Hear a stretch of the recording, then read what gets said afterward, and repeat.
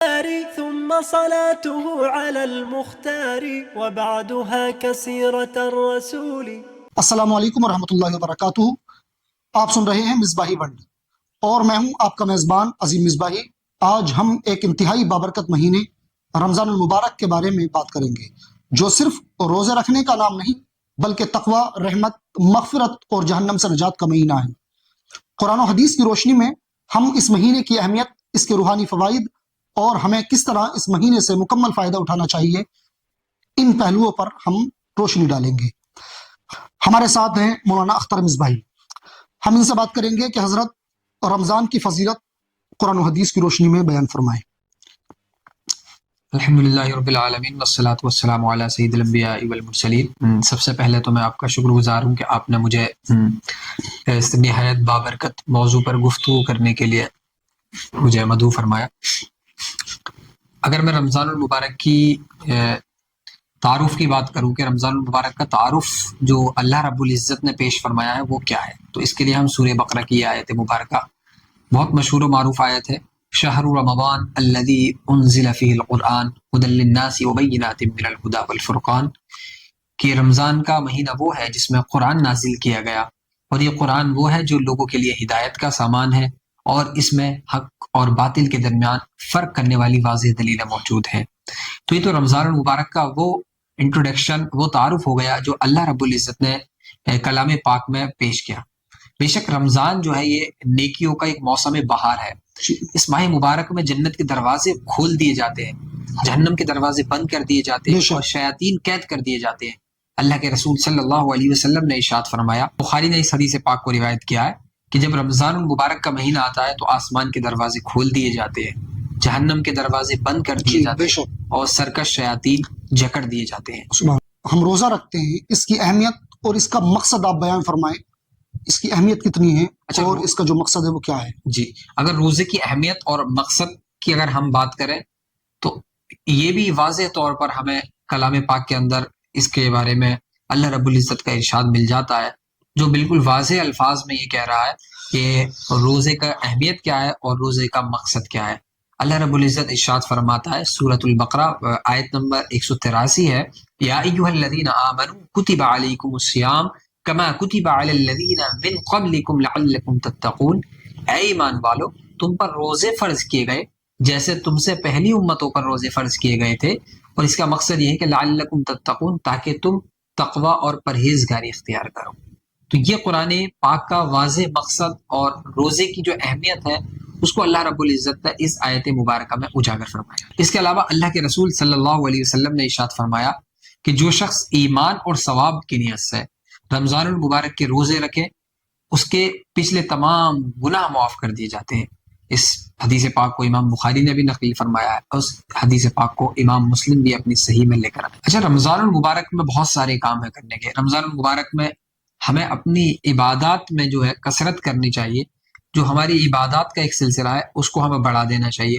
یوں تو ویسے بھی عبادات کی کثرت ہوتی ہے، یعنی آپ دیکھیں کہ اس میں نماز تراویح کا اضافہ ہو جاتا ہے۔ نماز تراویح جو 20 رکعات ہے وہ سنت مؤکدہ قریب، یعنی سنت مؤکدہ ہے، تو آپ دیکھیں کہ وہ تراویح جو ہے، کہ تراویح کے بارے میں اللہ کے رسول نے ارشاد فرمایا ہے کہ جس نے ایمان اور ثواب کی نیت سے، یعنی ایمان کی حالت میں اور ثواب کی نیت سے رمضان کی راتوں میں قیام کیا تراویح کی شکل میں، تو اس کے پچھلے گناہ معاف کر دیے جاتے ہیں۔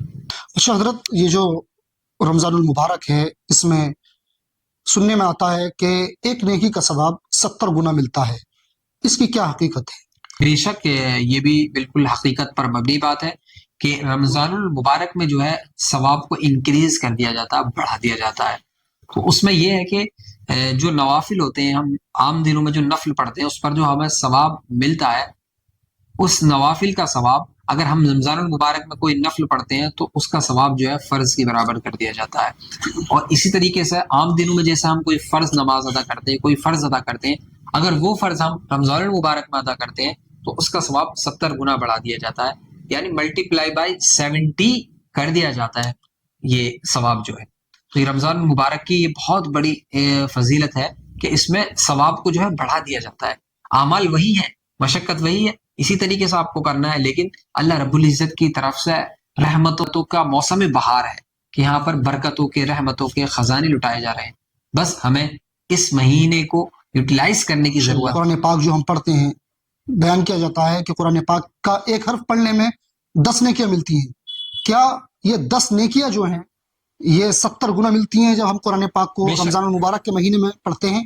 اور جو صدقہ و خیرات ہم کرتے ہیں کیا رمضان المبارک میں صدقہ و خیرات کرنے کی جو نیکی ملتی ہے کیا وہ بھی 70 گنا ملتی ہے؟ بے شک رمضان اور تلاوت قرآن، رمضان اور قرآن کا ایک ایسا کنیکشن ہے، یہ اللہ رب العزت نے ایک ایسا کنیکشن بنا دیا ہے رمضان اور قرآن کا کہ یہ دونوں چیزیں ایک دوسرے سے جڑی ہوئی ہیں. دیکھا آپ نزول قرآن جو ہے وہ بھی رمضان المبارک میں ہو رہا ہے، تراویح جس میں قرآن پڑھا جاتا ہے وہ بھی رمضان المبارک کے ساتھ خاص ہے. تو رمضان کا وہ مہینہ ہے جس میں قرآن نازل ہوا ہے، اس لیے آپ اس میں زیادہ سے زیادہ ہم تلاوت کریں گے، اسی اعتبار سے اس میں ثواب میں بھی اضافہ ہوگا. جیسے میں نے ابھی بتایا کہ ایک نیکی کا ثواب 70 گنا بڑھا دیا جاتا ہے، تو بے شک رمضان کے باہر ہم تلاوت کلام مجید کرتے ہیں، اس سے 70 گنا زیادہ ثواب ہمیں رمضان المبارک میں تلاوت کلام مجید کرنے پر ملتا ہے. اور رہی صدقہ و خیرات کی بات، تو اللہ کے رسول صلی اللہ علیہ وسلم کی بہت محبوب عادت کریمہ تھی کہ آپ رمضان المبارک میں کثرت سے صدقہ کیا کرتے. سبحان اللہ سبحان اللہ. حدیث پاک میں آتا ہے کہ نبی کریم صلی اللہ علیہ وسلم سب سے زیادہ سخی تھے، اور رمضان میں آپ کی سخاوت تیز چلنے والی ہوا کی طرح ہو جاتی تھی. یعنی تیز چلنے والی ہوا جو ہے وہ بہتی چلی جاتی ہے، اور اتنی تیزی سے وہ بہتی ہے اور وہ علاقوں کو فیضیاب کرتی جاتی ہے. اس لیے اللہ کے رسول صلی اللہ علیہ وسلم کی سخاوت بھی اسی طرح تھی، بہتی ہوئی سخاوت. جیسے آپ دیکھتے ہیں کہ بہتی ہوئی چیز جو ہوتی ہے اس کا کوئی ایک ڈائریکشن نہیں ہوتی، بلکہ چاروں طرف کو وہ چیز بہتی ہے. تو اسی طریقے سے اللہ کے رسول صلی اللہ علیہ وسلم نے صدقہ و خیرات اس مہینے میں کثرت کے ساتھ کیا ہے.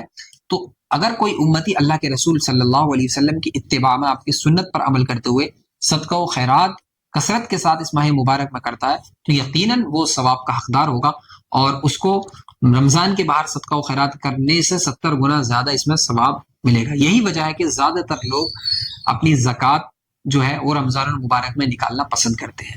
یہاں میں ایک بات ضروری ہے میں عرض کر دوں کہ زکوٰۃ کا تعلق رمضان سے نہیں ہے. یہ ایک کنفیوژن یا ایک طرح کا یہ لوگوں کے درمیان ایک مت ہے کہ زکوٰۃ رمضان سے ہے. تو زکوٰۃ کا تعلق رمضان سے ہرگز نہیں ہے، بلکہ زکوٰۃ کا تعلق آپ کے مال نصاب ہونے سے ہے، کہ آپ کے نصاب کا سال کب پورا ہے اس کا تعلق جو ہے آپ کی زکوٰۃ سے ہے، کہ کب آپ کا سال پورا ہو رہا ہے. تو آپ کا سال جو ہے رمضان میں بھی پورا ہو سکتا ہے، رمضان کے علاوہ بھی پورا ہو سکتا ہے. تو کرنا یہ چاہیے، اگر ہمارے نصاب کا جو سال ہے، اگر وہ ہمارا نصاب کا سال رمضان میں پورا ہو رہا ہے تو ہم رمضان میں ادا کریں. رمضان میں پورا نہیں ہو رہا ہے تو ہم رمضان کے جس وقت پورا ہو اسی وقت زکوٰۃ دینی واجب ہو جاتی ہے. ہم اگر رمضان المبارک کی برکتیں حاصل کرنا چاہتے ہیں تو اس کے لیے ہمیں کرنا یہ ہوگا کہ ہم اپنی زکوٰۃ ایڈوانس میں ادا کریں. یعنی اگر رمضان کے بعد جو مہینہ مثال کے طور پر محرم ہے، ربیع الاول ہے یا رجب میں ہے، کہیں جا کر ہمارا نصاب کا سال پورا ہو رہا ہے، تو اس سے پہلے والے رمضان میں ہم آنے والے سال کی زکوٰۃ جو ہے ادا کر دیں، ایڈوانس میں ادا کر دیں، اور اس وقت ہم حساب لگا لیں، تو جیسے بھی ہو اس کو مینیج کر سکتے ہیں. سبحان اللہ ماشاء اللہ. حضرت سب سے آخری سوال اور سب سے اہم سوال، لوگ رمضان کے بعد بھی کیا ہے نیکیاں کرتے رہیں، اس کے لیے آپ کیا پیغام دینا چاہیں گے؟ اور اکثر دیکھا جاتا ہے کہ لوگ صرف رمضان کے اندر ہی نماز پڑھتے ہیں یا روزے رکھتے ہیں، اس کے علاوہ کیا روزہ رکھنے کی فضیلت ہے رمضان کے بعد، یعنی کہ شوال کے روزوں کی فضیلت ہو؟ اور آپ کیا پیغام دینا چاہیں گے ان لوگوں کو جو صرف اس ماہ مبارک میں ہی عبادت کرتے ہیں، اس کے بعد جو ہے ان کا جو تسلسل ہے وہ ختم ہو جاتا ہے اور وہ عبادت کرنا بند کر دیتے ہیں عید کے بعد؟ جی ایسا ہوتا ہے بالکل. یہ بہت بڑی محرومی کی بات ہے کہ ایک بندہ اللہ رب العزت کے قریب آ جائے، رمضان المبارک میں کثرت سے عبادتیں کرے، وہ تراویح بھی پڑھے، دن میں روزہ بھی رکھے، اور وہ رات میں تلاوت کلام مجید بھی کرے، لیکن جیسے ہی عید کا چاند نمودار ہوتا ہے تو وہ جو ہے وہ راہ فرار اختیار کر لے اور وہ مسجد سے دوری بنا لے، عبادات سے دوری بنا لے، پھر وہی گناہوں بھری زندگی میں مستغرق ہو جائے، تو یہ واقعی محرومی کی بات ہے. رمضان جو ہے اصل میں بیسیکلی ہماری یہ تربیت کا مہینہ ہے، روحانی تربیت کا مہینہ ہے، کہ رمضان میں ہماری عادت پڑھوائی جا رہی ہے، ہماری تربیت کی جا رہی ہے، تاکہ ہم پورا سال جو ہے اسی طریقے سے قرب خداوندی اس سے لطف اندوز ہوتے رہیں، اللہ رب العزت کے قریب ہوں، اس کی عبادت کریں. تو اسی لیے رمضان المبارک کے بعد جو مہینہ آتا ہے شوال، اس کے جو 6 روزے ہیں اس کی بہت زیادہ فضیلت ہے. اللہ کے رسول صلی اللہ علیہ وسلم نے ارشاد فرمایا، جس نے رمضان کے سارے روزے رکھے اور پھر شوال کے 6 روزے رکھے تو اسے پورے سال کے روزوں کا ثواب ملے گا. تو یہ صحیح مسلم کی روایت پاک ہے. اس سے ہمیں یہ نتیجہ نکال سکتے ہیں کہ رمضان المبارک کے بعد بھی ہمیں نیک اعمال کا سلسلہ برقرار رکھنا چاہیے. ماشاءاللہ بہت اچھی گفتگو رہی حضرت سے. آج ہم نے رمضان المبارک کی فضیلت، روزے کے مقصد، عبادات کی اہمیت اور رمضان کے بعد بھی نیک اعمال کو جاری رکھنے کے بارے میں گفتگو کی. اللہ تعالی ہمیں رمضان پاک کی برکتوں سے، رمضان المبارک کی برکتوں سے مکمل فائدہ اٹھانے کی توفیق عطا فرمائے اور ہماری عبادات کو قبول فرمائے. بعدها كسيرة الرسول منذ